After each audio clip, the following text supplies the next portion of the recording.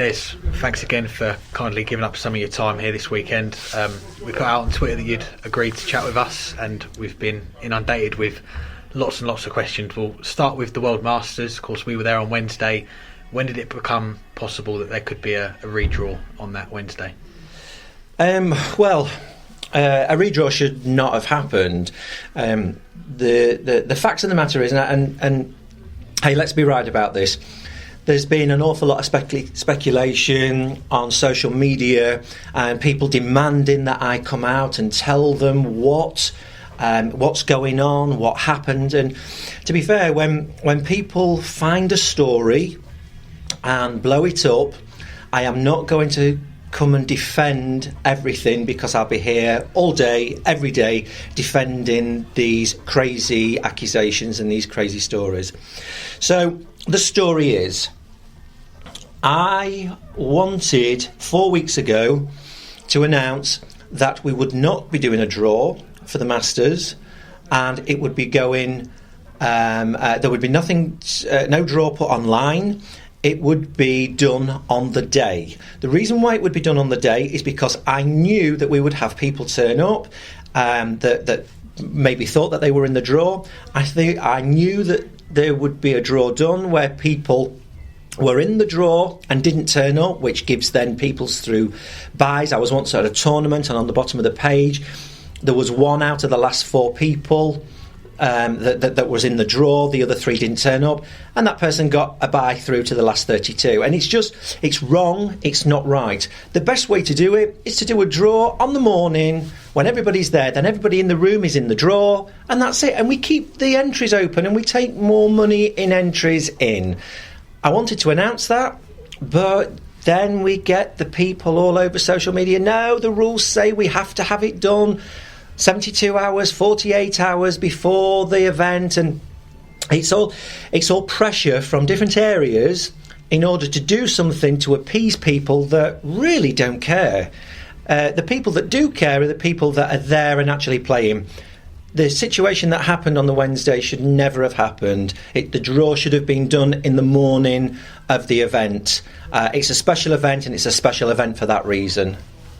Is that something then that you can look to change in the rules maybe for next year, so that the Masters, the draw is done on the day, so you don't have that happen again? I think it's something that has to be done. There is a reason why we have draws done and put online when it's in another country, when it's a category A+, A, B, C, whatever.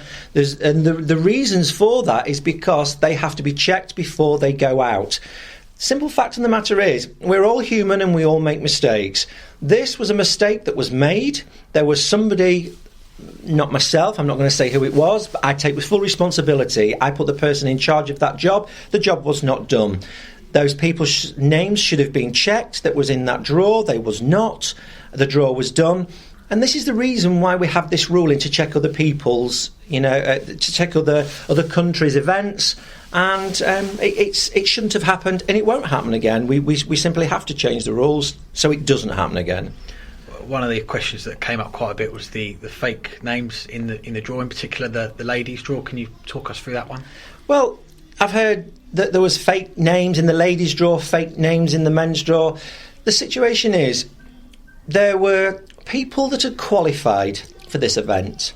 Then out of those people that had qualified for the event, there were people that had actually put their names into the draw.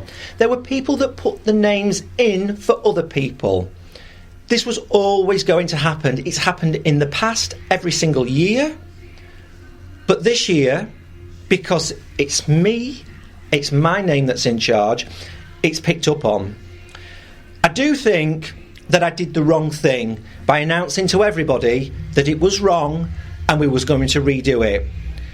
I think what's been done in the past is, it's not been announced, people have stayed quiet, and they've just got on with it and done a draw that was just completely wrong. Because the people that it would have affected were a handful of people. That handful of people would have been a bit verbal, and that would have been it. But by being upfront, by saying this is wrong, this needs to be done, this needs to be changed and redrawn, it brought it to the forefront, and then everybody wanted to have a pop. So I don't know, people want me to be upfront about it. Then when I am upfront about it, they tell me that I'm not being upfront about it. You know, the truth is what you get from me, and if the truth isn't what's liked, then I don't win either way. So I'm not so sure what the answer to that one is. As far as the fake names have been put in the draw, I don't know anything about fake names. Situation is, people put their name into the draw. I don't do it for them. I don't monitor the names that go into the draw. Okay, and a picture that did the rounds on social media on Wednesday was a contract, I think, that was handed out to players to sign. Can you talk us through that one? Okay, so the contract that two men had to sign were the guy that had qualified for the Ali Pali for the PDC event, Danny Baggish, and the other guy, I cannot remember his name, that doesn't come to mind, but he was the Canadian guy that had also qualified for the same event. They presumed that they could play in this event, and the story behind that, again, is their manager contacted me 3 or 4 weeks ago. I explained that yes, they were legally allowed to play in our event, but we would not be allowing anybody that would play in our event that, had they won, they would have no intentions of taking that spot and playing in our World Championship, especially in the new venue, the O2. So in order for that to happen, and in order for them to play in our event, I insisted that they signed a contract that gave up the other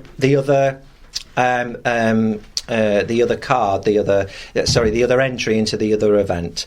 I don't think that was anything wrong with that. I think it was the right thing to do. What I didn't want to end up was somebody that wins the World Masters and then does not play, take that position and play at the O2. That's fair enough. And the Circus Tavern, we've been here this weekend, the first of a 3-year deal, I understand, which is obviously great news for the event to have this event here for the next couple of years after this. How do you feel the weekend's gone so far? We're now just going into the final session now. So I think the weekend has been absolutely fantastic. Started off great on the Friday. We've had great numbers in, great crowds in. Everybody's absolutely had a whale of a time. Paul Booth, who is the MC, is second to none. He's absolutely fantastic, made for the job. Gets the crowd going in between the sessions, really warms the crowds up, ready for the actual darts event. Everybody here has had an absolute fantastic time. It's been great. The standard of darts we've had has been absolutely, well, it's second to none. It's been exactly what we hoped it would be, and it's the reason why we signed a 3-year deal here, and it's the reason why we'll be back here next year. Excellent news for the event. I want to ask you a couple of questions about the Grand Slam, the picks for the BDO announced recently. You met up with Matt Porter and the PDC. Were his picks and your picks pretty similar in the end, or was there any discussion between the two about who you wanted to have in there? Okay, so I'm not going to go too much into this.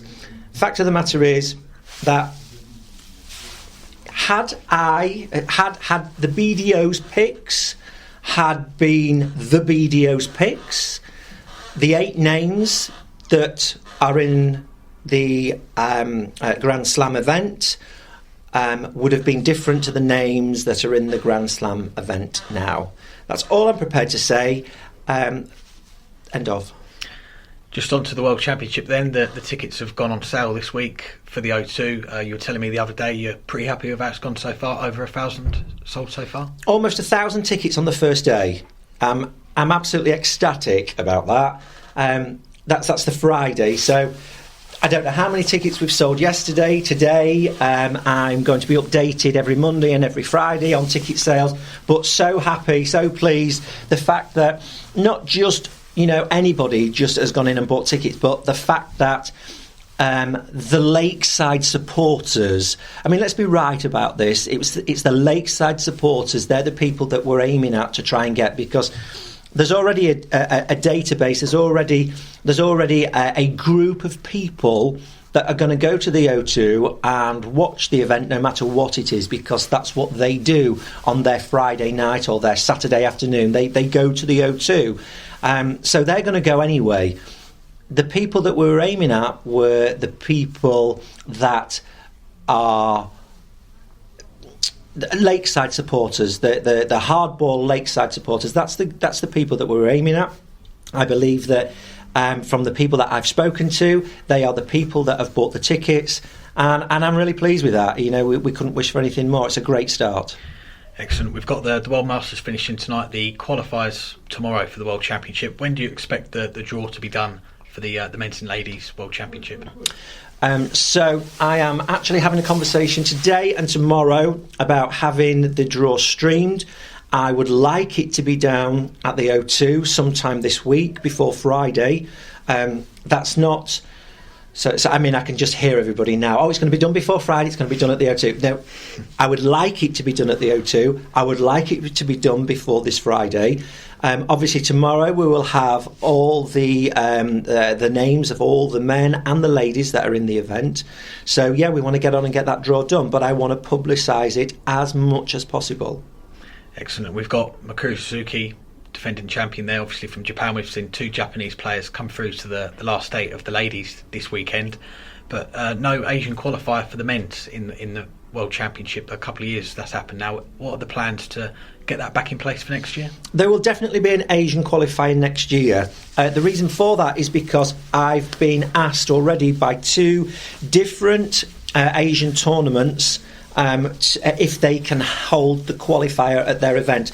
The trouble is, a tournament approached us a month or so ago and asked if their winner could be their representative, and that's just not the correct thing to do. We can't just suddenly start giving the winner of an Open a ticket into our flagship event.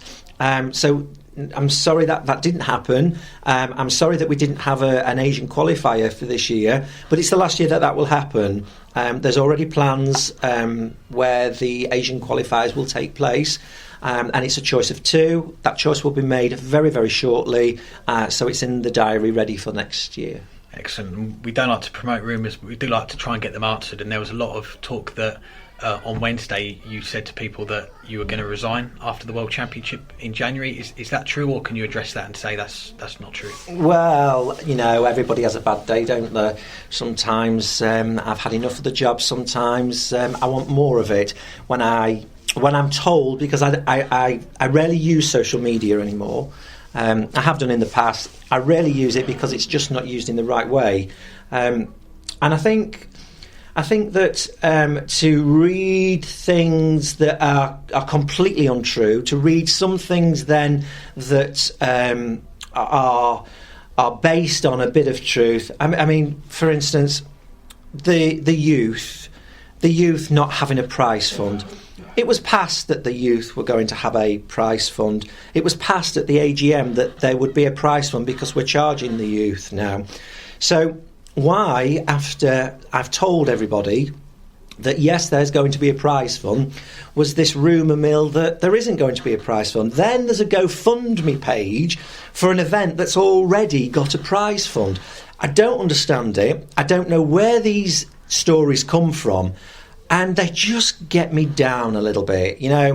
I'm doing a minimum of 70 hours a week. I'm doing so many people's jobs. I'm constantly asked, constantly emailed, telephoned, what's this, what's that, can you answer this? I am the chairman of the organisation. I don't have all the answers within a split second.